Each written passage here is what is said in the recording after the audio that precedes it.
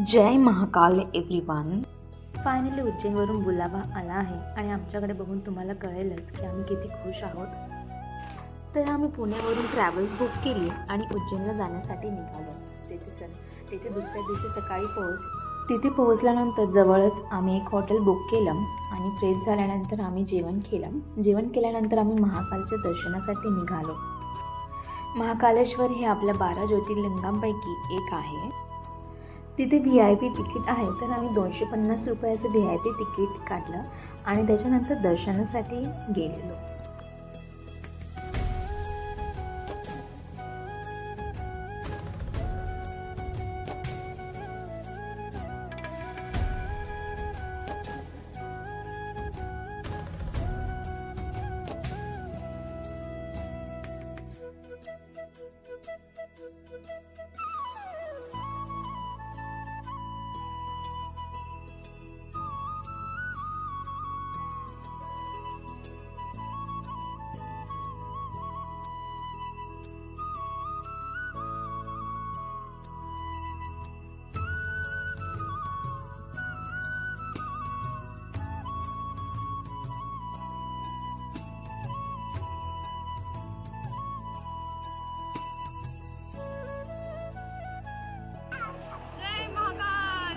महाकाल मंदिराचे दर्शन झाल्यानंतर आम्ही तिथेच जवळच महाकाल कॉरिडॉर फिरलो.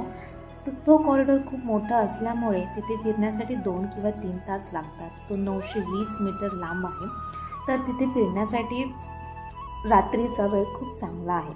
तर तिथे फिरायचं असेल तर तुम्ही रात्री व्हिजिट करू शकता. सकाळी 5 वाजल्यापासून ते रात्री 11 वाजेपर्यंत ते ओपन असतं.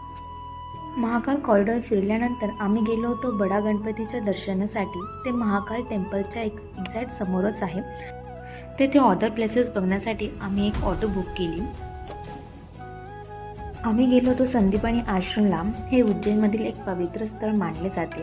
हे आश्रम महाभारतातील गुरु महर्षी संदीपनी यांचे शिक्षण केंद्र म्हणून ओळखलं जातं. मानलं जातं की श्रीकृष्ण, श्री बलराम आणि श्री सुदामा यांचे शिक्षण येथे घेतले गेले आहे.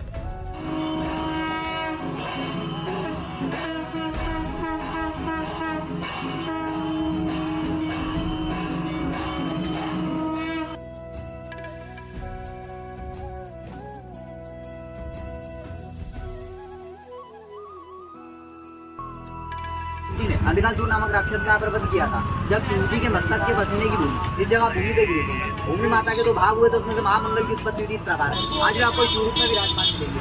अपने जीवन के 21 कार्य यहाँ पर मंगल भगवान ही देखते हैं, जैसे भूमि प्राप्ति, धन प्राप्ति, पुत्र प्राप्ति, शीघ्र विवाह, शुभर वधु, मंगल दोष निवारण जैसे 21 कष्टों का निवारण करते हैं. आपने हर जगह शिव जी की सवारी क्या पर देखी है? नंदी जी पर यहाँ पर आपको नंदी की सवारी मिलेगी, भेड़ की सवारी मिलेगी. इस प्रकार भेड़ की सवारी होने का कारण ये है क्योंकि ये मेष और वृश्चिक राशि के स्वामी माने गए. आप उज्जैन आए हो, भले घर से एक चावल का बोरा भर के लेके आना, एक मुट्ठी सब जगह चावल चढ़ाना, आपके घर के चावल समाप्त हो जाएंगे. लेकिन यहाँ पर उज्जैन नगरी में मंदिर समाप्त नहीं होंगे. इतने मंदिर अपने यहाँ पर, बस यहाँ पर दान धर्म करना है. केवल 2 ही जगह का महत्व माना गया है. एक काल भैरव जिनको मदिरा पिलाई जाती है.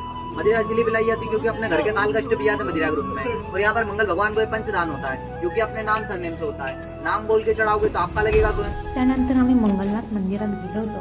असं म्हणतात की कुंडलिक मंगळ दोष असलेल्या लोकांसाठी येथे विशेष पूजन आणि हवन केलं जातं. त्यानंतर आम्ही श्री कालभैरव मंदिरात गेलो होतो. या मंदिराचे अनोखे वैशिष्ट्य म्हणजे येथे कालभैरवाला मद्याचा नैवेद्य अर्पण केला जातो. हे भारतातील एकमेव असे मंदिर आहे जिथे भगवानाला मद्याचा प्रसाद दिला जातो.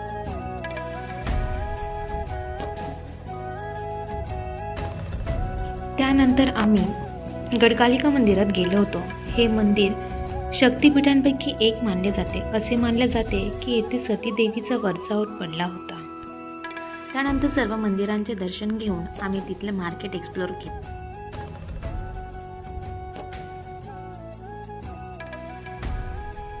तिथे मार्केट एक्सप्लोर केल्यानंतर आम्ही तिथेच एक दूध होतं, तर आम्ही ते घेतलं आणि त्याच्यानंतर आम्ही रेस्ट करण्यासाठी गेलो. तर नेक्स्ट डे आम्ही ओंकारेश्वर आणि इंदोर फिरलो.